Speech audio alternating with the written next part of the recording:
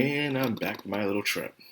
Um, Actually, I was back since yesterday, but I went to another fair, and after that, I just did like doing nothing. So, I'll do my review today. Two reviews, actually. One anime, one manga, and do another anime tomorrow. And I'll try to see if I can get things in order of how I'm going to do these reviews. And I need to put more content, I guess, because I haven't been very lazy and my light went out, so prepare for the extreme poor quality that I already do have in my content. Well, anyways, my life as a villainess certainly took a different turn than I expected it to be, actually. Now, I was thinking as we involved more of the other two brothers, but instead it went, nope, straight into a play.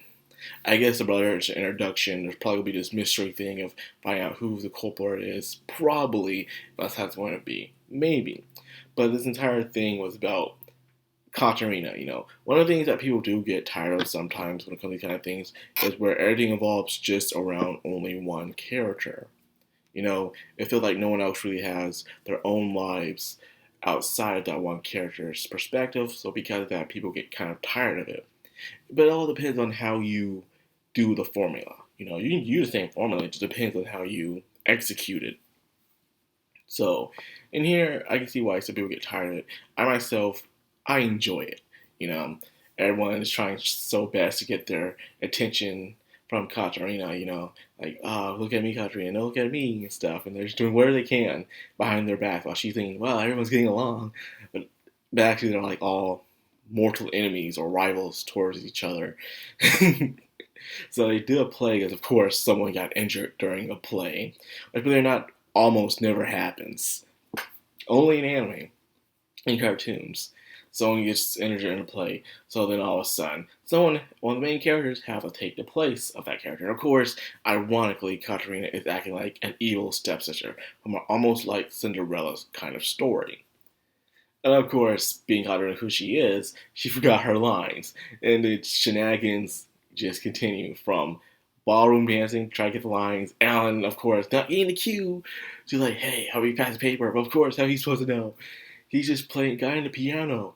So he's just playing the piano and kicking up a notch, He's kicking up a notch. And then even after getting so close to getting the notes that she needs for lines, they go slip by. So she had to rely on her good old style being a villainess. So she went deep down inside her brain, which has much in there, and just started just acting like a villainess, to the point where everyone's like, wow, this felt so real. Yeah, I forgot I was a part of a play. Like, if only you knew. And of course, Sophia was the one who was really pulling the strings behind the play. Like, she wanted another kind of side story happen. Like, one of the sisters, which in the Disney movies, and probably outside of Disney movies, I'm not sure, but one of the sisters do end up falling in love with someone else. They do get their own happy ending. I think it's in Cinderella 2 or something. You don't believe how many people don't believe me when I say that there's 3 Cinderella movies out.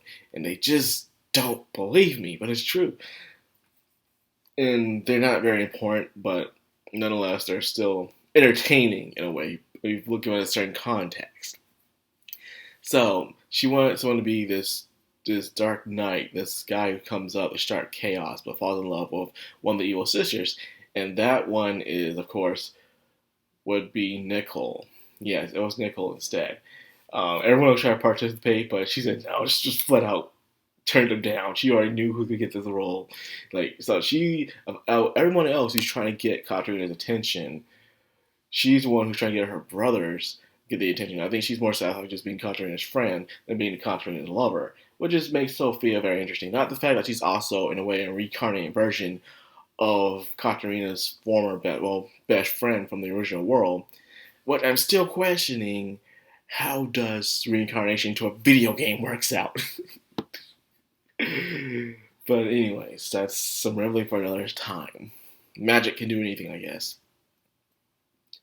So the plays go crazy, especially when Prince, when the Prince, of course, Jonord, and as well as the Phantom. The Phantom was just doing his part, but Jonord got a little jealous, of course, over a play. Like, dude, come on, man, get over this. And of course, Nicole's teasing him, and then out of nowhere, Keith walks up on stage like a lonely lost villager. Like it was like they're ready to play to me. Like, wow, you people are that freaking uptight about Katarina. Like, seriously, it's just a play. Of course, the guys run the plane away, and then it ends the way it's supposed to. Okay, everyone just almost all the guys just making fools of themselves. But it doesn't matter. They look handsome, so they can look dumb if they want. As long as they got the looks, that's all that matters, right? So after the play, it seems like Katarina got kidnapped. So finally, the plot actually rolls around. In the first season, it takes a while for a plot to truly roll around. We mostly have character introductions and stuff like that. But this one, plot immediately starts. So there we had our character introductions, but we'll probably get more as time goes on. But meantime, we got actual plot that's happening.